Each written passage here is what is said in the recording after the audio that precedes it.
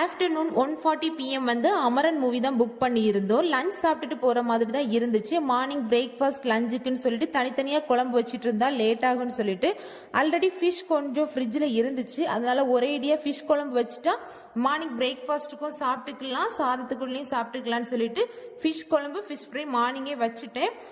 Courier போட வேண்டியது இருந்துச்சு. அதனால 12 o'clock கிளம்பிட்டோம். வீட்டிலேருந்து கிளம்பும் போச்சுல மழை எதுவுமே இல்லை. கிளம்பி கொஞ்ச நேரத்துலேயே மழை வந்து ஸ்டார்ட் ஆகிடுச்சு. அதனால கொஞ்ச நேரம் ஒதுங்கி நின்றுட்டு கொரியர் ஆஃபீஸில் போய் கொரியர் போட்டுட்டு பெரிசன் பிளாசாக்கு தான் போயிருந்தோம். 5 minutes லேட்டாக தான் போயிருந்தோம். மூவி ஆல்ரெடி ஸ்டார்ட் ஆகிடுச்சு. சிவகார்த்திகேயனை இது வரைக்கும் காமெடி மூவிஸ் தான் மேக்ஸிமம் பார்த்துருப்போம். ஆனால் இந்த மூவி வந்து ஃபுல்லாக ஆக்ஷன் த்ரில்லர், ஃபுல் என்கேஜிங்காக இருந்துச்சு.